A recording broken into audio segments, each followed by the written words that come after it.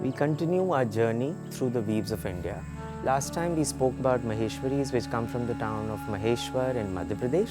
This time we'll talk you through about the Kota Doria, which comes from the city Kota in Rajasthan. Kota is a town which is on the banks of river Chambal, as you might be aware, and just like it's one of the largest towns in Rajasthan, and just like any other town, the culture and the history and the architecture, all of it comes together and creates a beautiful confluence which also gets reflected in the textiles of that region.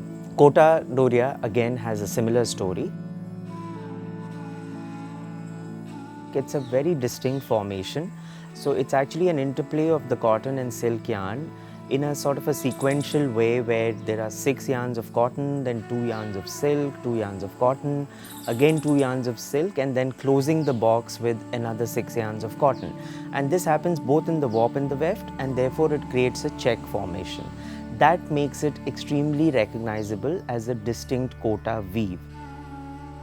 The way it comes into its formation is because of the hot climates that Rajasthan has always had, and therefore in response to that, it is just how this whole fine checkered pattern and a mix of the cotton and silk emerged, because it was the need that led to this beautiful creation.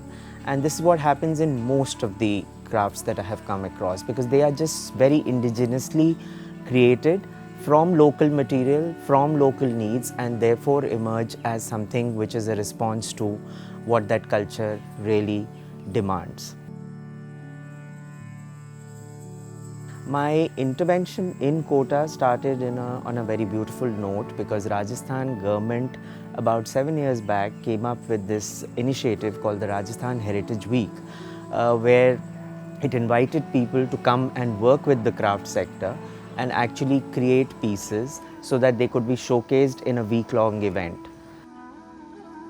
I did a couple of travels to the Khaitun village, which is where the Kota is made, which sits within the Kota.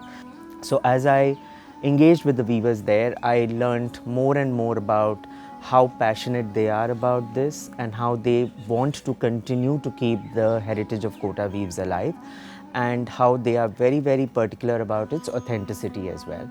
So this is one of the rare saris where it is still, even today, not almost to the extent of not allowed to use a non-pure zari.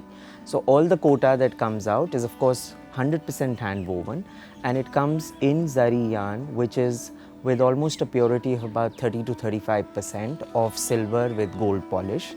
And it is just something which the weavers of that region don't practice and encourage to use a non-pure zari form, which makes the sari all the more precious.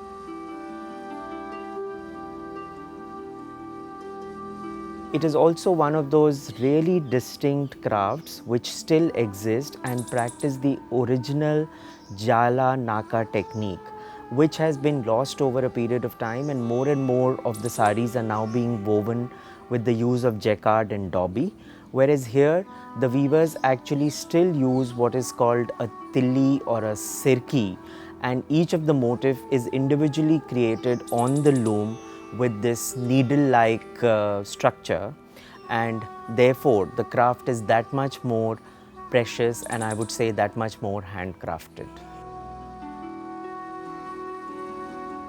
So when I started to work, without really challenging what is already in the market, I wanted to create something which is more distinct, more subtle, more sophisticated, or the word that comes to my mind is Sofiana. So something which just actually becomes a rather more kind of representation of what it always was for me and for the royalty. Without really distorting the original look and feel of a Kota sari or the stamp or the signature that it is known for, I've tried to infuse certain softer elements to just give a little bit more flavor and bring it back to its original subtlety. So for example, patterns like the topteni and the temple borders, which have been very popular in the western part of India, I've tried to infuse that into a Kota sari. Some color blocked mulberry silk borders, so that gives it a little slightly more modern contemporary feel. or even a Mubagam style, which is very popular in the south of India, and bringing it here as a language so that there is a bit of a confluence of cultures without really taking away from the original signature of a Kota sari.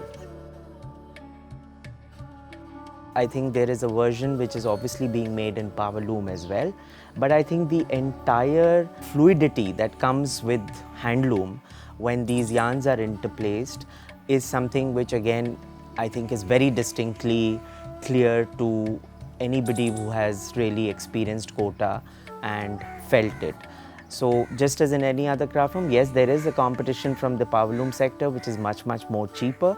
But I would truly believe and would like you to appreciate the beauty of it in a handloom, which can never be replicated in a machine formation.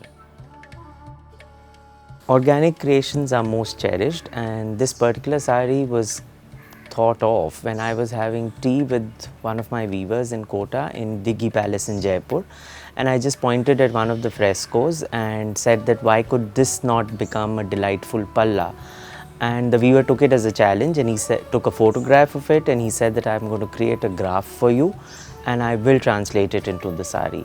And his whole enthusiasm resulted in this beautiful piece.